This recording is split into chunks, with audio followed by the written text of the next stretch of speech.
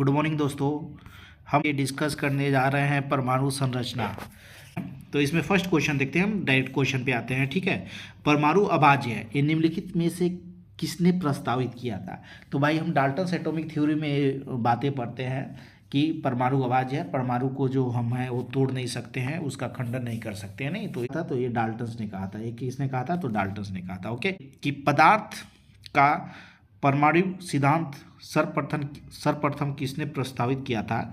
तो इसका भी आंसर आपका जो होगा वो डाल्टन ही हो जाएगा। डाल्टन ने ही परमाणु के बारे में सिद्धांत दिया था सर्वप्रथम। ठीक है, उसके बाद अन्य साइंटिस्ट आए, उन्होंने अपना अपना इस पे थीसिस दिया, लेकिन सर्वप्रथम किसने दिया था? डाल्टन ने ही दिया था। ठीक है, परमाणु संरचना का मॉडल किसने विकसित किया? परमाणु संरचना का मॉडल किसने विकसित किया? इस ए जो थे वो बोर्स एंड रदरफोर्ड, इसमें दोनों आ जाएंगे। ठीक है, तो रदरफोर्ड जो एक्सपेरिमेंट था उसमें, और बोर्स मॉडल जो हम लोग पढ़े थे एटॉमिक स्ट्रक्चर में, परमाणु संरचना में, तो ये दोनों साइंटिस्ट इसमें महत्वपूर्ण है। ठीक है, तो बोर्स और रदरफोर्ड दोनों आंसर हो जाएगा। ठीक है, उसके बाद है परमाणुीय नाभिक किसने खोजा था? ठीक है, तो इसका जो आंसर हो जाएगा वो रदरफोर्ड हो जाएगा। रदरफोर्ड ने जो एक्सपेरिमेंट किया था गोल्ड फॉयल को रख के, ठीक है, तो उसमें उसने न्यूक्लियस की खोज की थी, तो इसका आंसर हो जाएगा रदरफोर्ड। ठीक है, अच्छा, नेक्स्ट है परमाणु के नाभिक का आकार होता है। तो याद रखे रहिएगा, परमाणु के नाभिक का जो न्यूक्लियस का आकार होता है वो हो जाता है आपको 10⁻15 मीटर का रेंज हो जाता है। 10⁻15 मीटर का रेंज हो जाता है। तो राइट आंसर इसका हो जाएगा आपका डी हो जाएगा। ठीक है, इसका राइट आंसर क्या हो जाएगा? डी हो जाएगा। राइट, तो डी आपका इसका राइट आंसर हो जाएगा। ठीक है, डी आपका राइट आंसर हो जाएगा। 10⁻15 मीटर। और एटम का पूछा जाए, परमाणु का पूछा जाए, तो 10⁻10 मीटर हो जाएगा। नहीं, और न्यूक्लियस का यहाँ पूछ रहा है, नाभिक का पूछ रहा है, इसलिए हमने 10⁻15 मीटर आंसर बता दिया। ठीक है, किन किरणों के परिकर्णन से नाभिक के आकार का आकलन किया जा सकता है? तो इसमें आपको बताना है, तो इसमें जो अल्फा कण होते हैं, ठीक है ना, अल्फा पार्टिकल होता है, उससे हम क्या कर सकते हैं? नाभिक के आकार का आकलन किया जाता है। रदरफोर्ड ने क्या भेजा था? अल्फा पार्टिकल भेजा था ना, He2+ करके था, वो हम लोग पढ़ रहे थे रदरफोर्ड एक्सपेरिमेंट में। नहीं, तो अल्फा पार्टिकल वहाँ से उसने गोल्ड फॉयल पर भेजा था। नहीं, तो अल्फा कण से हो सकता है। ठीक है, नेक्स्ट क्वेश्चन पे आते हैं। स्वर्ण पत्र में किसके परिकर्णन का अध्ययन करके रदरफोर्ड ने नाभिक की खोज की थी? ठीक है, तो यहाँ पे हम लोग देखेंगे आंसर हो जाएगा अल्फा पार्टिकल। नहीं, तो अल्फा पार्टिकल ही है। गोल्ड फॉयल पे क्या किया था? रदरफोर्ड ने अल्फा पार्टिकल को से बम्बार्डिंग किया था। ओके, नेक्स्ट है 8। रदरफोर्ड के अल्फा कणों के प्रयोग ने सर्वप्रथम दिखाया कि परमाणु में होता है। तो रदरफोर्ड ने किसके लिए जाना जाता है? ये जाना जाता है आपका नाभिक के लिए, न्यूक्लियस के लिए जाना जाता है। ठीक है, नेक्स्ट क्वेश्चन पे आते हैं।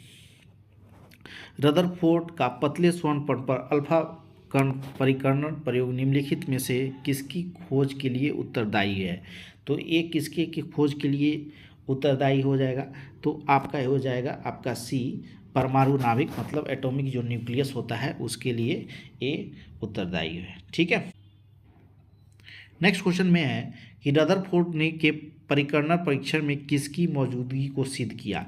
ठीक है, तो यहाँ पर भी आपका सी ही आंसर हो जाएगा, परमाणु के न्यूक्लियस या उसको नाभिक कहा जाता है। ठीक है, नेक्स्ट क्वेश्चन में किसी पतली स्वर्ण पर्णिका पन्नी के अल्फा कणों का परिकर्णन किसकी उपस्थिति का संकेत करता है? ठीक है, तो ये आपको बताता है कि किसी परमाणु के केंद्र में धनावेशिक नासिक पॉजिटिव जो चार्ज होता है न्यूक्लियस पे, उसके बारे में बताता है। तब क्या हो रहा था? उसका अल्फा पार्टिकल का क्या हो रहा था? डेफ्लेक्शन हो जा रहा था। नहीं, वो डेविएट हो जा रहा था अपने रास्ते से। नहीं, तो एक किसी परमाणु के केंद्र में धन पॉजिटिव जो न्यूक्लियस होता था, धनावेशित नाभिक होता था, इसको ये संकेत करता है। ठीक है, नेक्स्ट क्वेश्चन पे आते हैं। नेक्स्ट क्वेश्चन पे रदरफोर्ड के अल्फा कण परिकर्णन प्रयोग में निम्नलिखित में से कौन सा निष्कर्ष नहीं निकाला जा सकता है? कौन सा निष्कर्ष नहीं निकाला जा सकता है? तो यहाँ पे हम लोग देखते हैं कि कौन सा निष्कर्ष नहीं निकाला जा सकता है। तो इसका आंसर हो जाएगा परमाणु में अधिकांश स्थान रिक्त है, ये निकाला जा सकता है, ये सही स्टेटमेंट है। परमाणु की त्रिज्या नाभिक की त्रिज्या के लगभग 10⁵ गुना है, ये भी सही है। इलेक्ट्रॉन स्थिर ऊर्जा के वृत्तीय पथ पर गति करते हैं जिसे कक्ष कहा जाता है, ठीक है। और लास्ट में है परमाणु का लगभग संपूर्ण द्रव्यमान नाभिक में होता है। तो 12 का जो आंसर हो जाएगा वो सी हो जाएगा कि क्योंकि रदरफोर्ड ने इसका क्लेरिफिकेशन नहीं किया कि इलेक्ट्रॉन स्थिर ऊर्जा के वृत्तीय पथ पर गति करते हैं और जिसे कक्षा कहते हैं। ये पता है किसने खोज किया? ये बोर्स मॉडल का ये है, इस बोर्स ने इसकी खोज की थी। नहीं, वो सेल का जो कक्ष का जो खोज किया था वो किसने किया था? बोर्स ने किया था, वो रदरफोर्ड ने नहीं किया था। तो ये ध्यान में रखिएगा, ठीक है। नेक्स्ट क्वेश्चन पे आते हैं।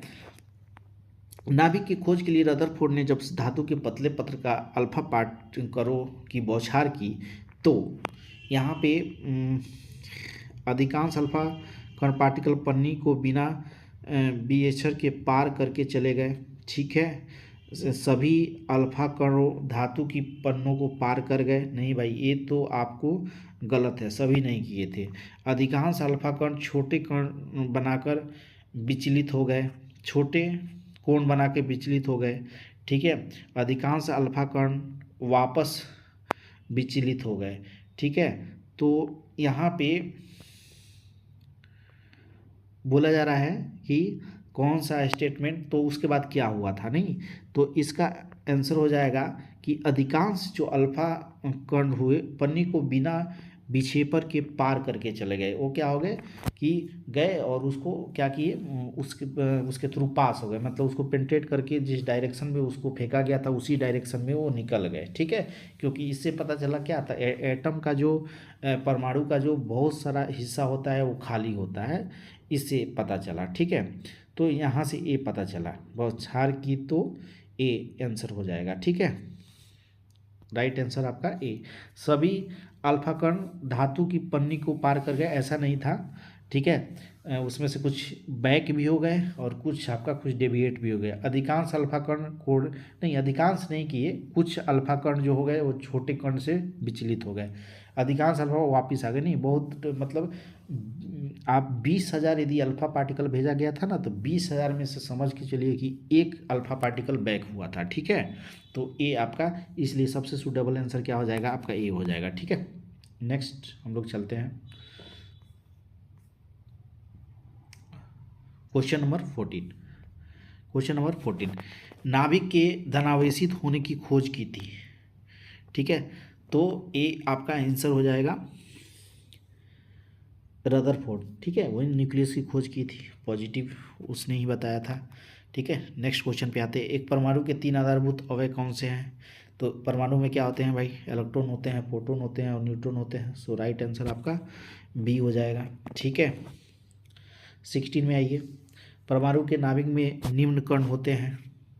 परमाणु के जो न्यूक्लियस में होते हैं वो प्रोटॉन और न्यूट्रॉन हो जाते हैं और बाहर में इलेक्ट्रॉन घूमते रहता है। सो राइट आंसर ये हो जाएगा, ठीक है। नेक्स्ट क्वेश्चन पे आते हैं। परमाणु में कौन सा मूल कण समान संख्या में स्थित होते हैं, ठीक है। तो परमाणु में कौन से मूल कण समान संख्या में स्थित होते हैं? तो इसका आपका आंसर हो जाएगा इलेक्ट्रॉन एंड प्रोटॉन, ठीक है।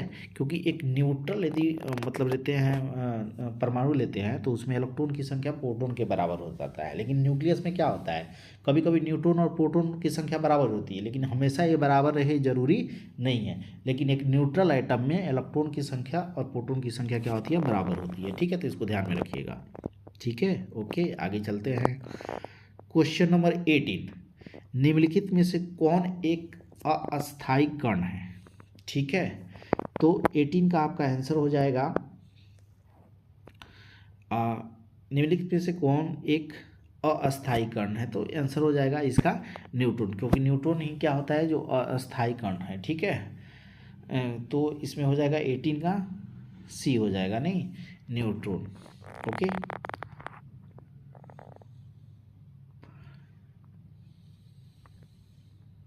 नेक्स्ट निम्नलिखित में से कौन एक आवेश रहित कण है? तो ये इसका भी आंसर क्या हो जाएगा भाई? न्यूट्रॉन हो जाएगा, आवेश रहित। ठीक है, उस पर कोई भी चार्ज नहीं होता है। ठीक है, नेक्स्ट क्वेश्चन, निम्नलिखित में से कौन सा एक किसी तत्व के परमाणु क्रमांक को सबसे सही निर्धारित करता है?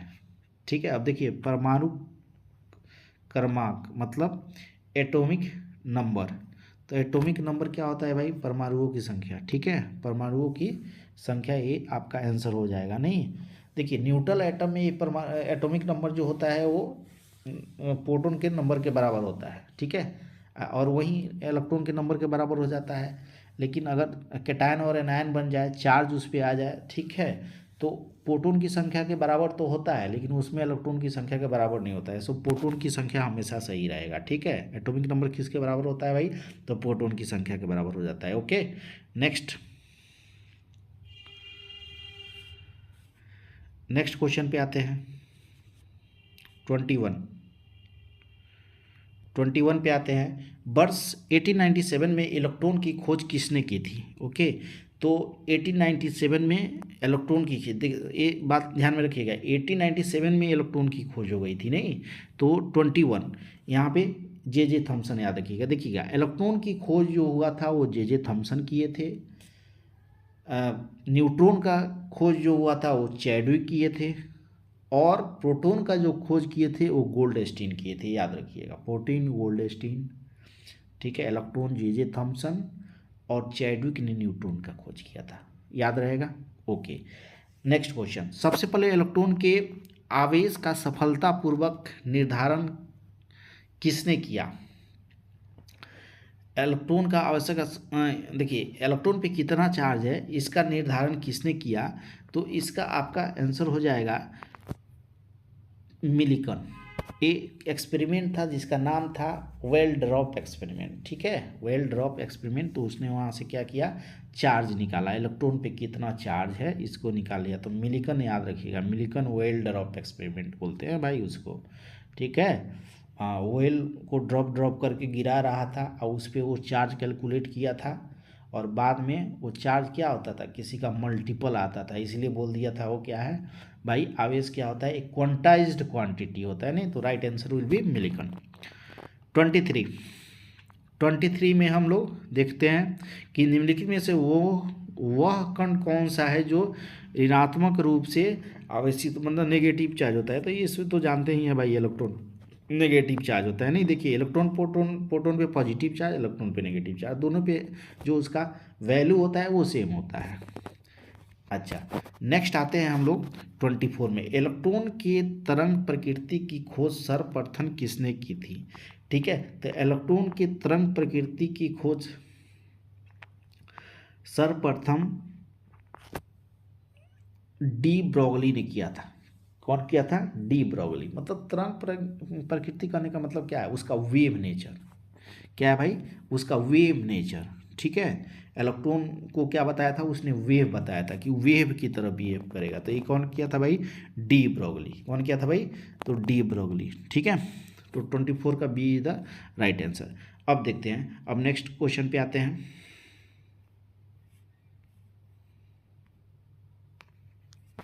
ओके, नेक्स्ट क्वेश्चन पे आते हैं। एक इलेक्ट्रॉन कितना आवेश होता है भाई? पहला तो बात नेगेटिव होता है, समझ रहे हो ना। तो 1.6 इंटू 10⁻⁻19 कूलम। 25 का ये आंसर हो जाएगा भाई। ठीक है, अच्छा 26 में आइए। अब निम्नलिखित किन कणों के कणीय तरंग की द्वि प्रकृति पाई जाती है? ठीक है, अब कणीय तरंग, एक तो क्या होगा? पार्टिकल नेचर, और दूसरा क्या हो गया? वेव नेचर, मतलब डुअल नेचर। समझ रहे हो ना।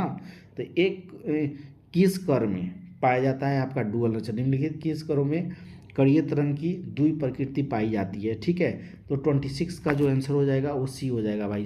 इलेक्ट्रॉन क्या है? एक पार्टिकल नेचर भी शो करता है और वेव नेचर भी शो करता है। ठीक है, तो इस electron will be right answer. Electron क्या हो जाएगा आपका? राइट आंसर हो जाएगा। ठीक है, नेक्स्ट क्वेश्चन पे आते हैं दोस्तों। 27, किस परमाणु में परिक्रमण कर रहे किसी इलेक्ट्रॉन की कुल ऊर्जा परिक्रमा कर रहे हैं किसी इलेक्ट्रॉन की कुल ऊर्जा। अच्छा, कुल ऊर्जा देखिए, कुल ऊर्जा पूछा है, टोटल एनर्जी पूछा है, तो टोटल एनर्जी क्या होता है भाई, नेगेटिव ही हम उसको लेते हैं, ठीक है। तो ये हो जाएगा सदा, एक मिनट, कुल ऊर्जा पूछ रहा है ना, किसी परमाणु की परिक्रमण कर रहे किसी इलेक्ट्रॉन की कुल ऊर्जा कभी धनात्मक नहीं हो सकती, शून्य से अधिक कोई मूल हो सकता है, ऋणात्मक नहीं हो सकती, सदा धनात्मक होती है। लेकिन यहाँ पे देखिए, आपको बता दूं, यहाँ पे जो टोटल एनर्जी है, वो भाई हमेशा नेगेटिव होती है, हमेशा क्या होती है, नेगेटिव होती है। अच्छा, पोटेंशियल एनर्जी है वो नेगेटिव होगी, काइनेटिक एनर्जी जो होती है ना वो पॉजिटिव होती है, और टोटल एनर्जी क्या होता है, positive energy plus kinetic energy. तो इस क्वेश्चन पे ध्यान दीजिएगा कि किसी परमाणु में परिक्रमण कर रहे किसी इलेक्ट्रॉन की ऊर्जा, यदि कोई परमाणु है और उसके ऑर्बिटल में एक इलेक्ट्रॉन मूव कर रहा है, वो रिवॉल्व कर रहा है, तो उसकी टोटल एनर्जी जो होगी ना वो हमेशा ऋणात्मक होगी भाई, क्या होगी, ऋणात्मक होगी, ठीक है। तो 27 का जो आंसर दिया हुआ है भाई, थोड़ा सा इसको देख लीजिएगा कि यहाँ पे धनात्मक नहीं होकर ऋणात्मक होना चाहिए, ठीक है। तो ये थोड़ा सा आप सुधार लीजिएगा यहाँ पे, ठीक है। यहाँ पे नेगेटिव होना चाहिए, क्या होना चाहिए भाई, नेगेटिव होना चाहिए, क्या होना चाहिए भाई, नेगेटिव होता है। टोटल एनर्जी, कुल ऊर्जा, याद रखे रहिएगा, टोटल एनर्जी हमेशा नेगेटिव होगी, पोटेंशियल एनर्जी नेगेटिव होगी, काइनेटिक एनर्जी पॉजिटिव होती है दोस्तों, ठीक है, काइनेटिक एनर्जी पॉजिटिव होती है। तो इस क्वेश्चन में थोड़ा सा प्रॉब्लम है, ठीक है। और यहाँ पूछा है किसी परमाणु में परिक्रमण कर रहे किसी इलेक्ट्रॉन की कुल ऊर्जा, भाई टोटल एनर्जी, तो टोटल एनर्जी नेगेटिव हमेशा होती है यार, याद रखिएगा इसको, टोटल एनर्जी नेगेटिव ही होती है, ठीक है। सो यहाँ पे थोड़ा सा सुधार लीजिएगा, एक ऑप्शन लिख लीजिएगा सदा। देखिए शुद्ध बी में भी वही ऑप्शन दिया हुआ है, का शून्य से अधिक कोई भी मूल्य हो सकता है। शून्य से अधिक होने का मतलब क्या होगा, पॉजिटिव आना, तो ये दोनों ऑप्शन तो सेम ही हो गया ना, बी और डी। इसीलिए डी क्या है, डी को सुधारिएगा और इसका आंसर हो जाएगा नेगेटिव, वो हमेशा नेगेटिव होता है, ऋणात्मक होता है भाई। So D will be right answer, इसको सुधार लीजिएगा, ओके, ठीक है। टोटल एनर्जी हमेशा नेगेटिव होगा दोस्तों, ठीक है, इलेक्ट्रॉन की कुल ऊर्जा, ठीक है। तो ये क्वेश्चन ही थोड़ा सा ऑप्शन में कुछ गड़बड़ी थी, ओके ओके। आते हैं नेक्स्ट पे आते हैं। प्रोटॉन की खोज किसने की भाई, प्रोटॉन की खोज किसने की भाई, प्रोटॉन की खोज किसने की भाई, तो गोल्डस्टीन, चैडविक, थॉमसन, फ्राइडे, भाई गोल्डस्टीन की, याद रखिएगा। प्रोटॉन की खोज किसने की, तो गोल्डस्टीन की।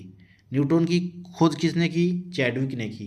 इलेक्ट्रॉन की खोज किसने की, तो थॉमसन ने की, याद रहेगा। इलेक्ट्रॉन कौन सा भाई किया था, थॉमसन भाई किए थे। न्यूट्रॉन को खोज कौन सा भाई किए थे, तो चैडविक भाई किए थे। और गोल्डस्टीन भाई क्या किया था भाई, प्रोटीन का खोज किया था, याद रखिएगा। प्रोटॉन का आवेश, प्रोटॉन पर आवेश के बराबर है। देखिएगा यहाँ पे इस क्वेश्चन में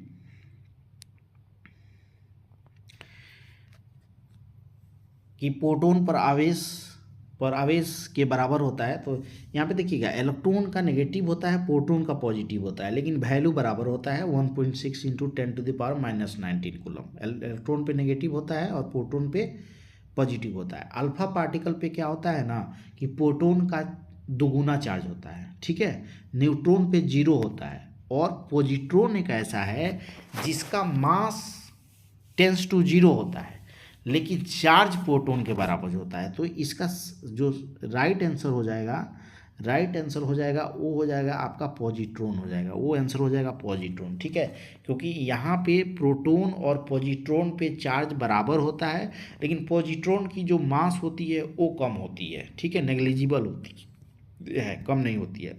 अच्छा, दूसरी बात है कि इलेक्ट्रॉन और प्रोटॉन के चार्ज बराबर होते हैं मैग्नीट्यूड में, लेकिन एक प्रोटॉन की पॉजिटिव होता है, इलेक्ट्रॉन का नेगेटिव होता है। अल्फा कण का जो चार्ज होता है वो प्रोटॉन के चार्ज के दुगुना होता है, न्यूट्रॉन पे कोई चार्ज ही नहीं होता है। सो यहाँ पे बोला है कि प्रोटॉन का आवेश के किसके आवेश के बराबर होता है, तो एग्जैक्ट जो इसका आंसर हो जाएगा वो भाई पॉजिट्रॉन हो जाएगा। समझ रहे हो ना। तो पॉजिट्रॉन भी एक पार्टिकल होता है जिसपे चार्ज प्रोटॉन के बराबर होता है, लेकिन मास उसका नेग्लिजिबल होता है दोस्तों, ठीक है। So right answer is this. Okay, उसके बाद आते हैं ऋणावेशित परमाणु ऋणायन में प्रोटॉन की संख्या क्या होती है, क्या है, ठीक है।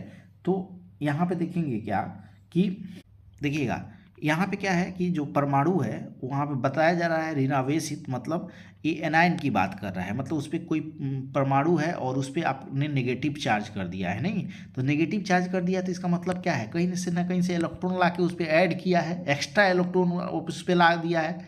समझ रहे हो ना। तो परमाणु में इलेक्ट्रॉन की संख्या से संख्या प्रोटॉन की संख्या क्या होती है भाई, तो जाहिर सी बात है इलेक्ट्रॉन की संख्या न्यूट्रल में क्या था, जब उस पर कोई चार्ज नहीं था तो प्रोटॉन की संख्या इलेक्ट्रॉन के संख्या के बराबर हो गया।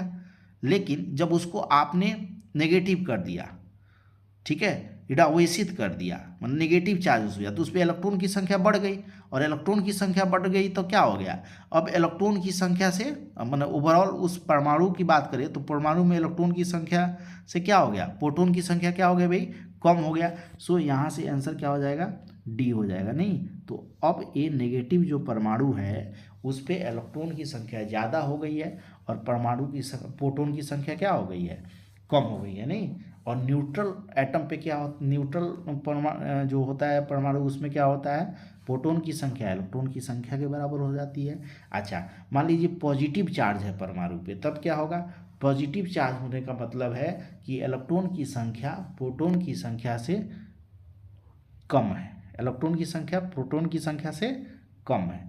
और यदि वो नेगेटिव चार्ज है तो इसका मतलब है इलेक्ट्रॉन की संख्या प्रोटॉन की संख्या से ज़्यादा है, मतलब प्रोटॉन की संख्या इलेक्ट्रॉन की संख्या से कम हो जाता है। तो इसका मतलब डी आपका राइट आंसर हो जाएगा। ओके, ठीक है। तो इतना ही क्वेश्चन अभी इस वीडियो में हम लोग डिस्कस कर रहे हैं, 30 क्वेश्चन ही डिस्कस किए हम लोग, ठीक है। नेक्स्ट वीडियो में और सारे क्वेश्चन हम लोग डिस्कस करेंगे।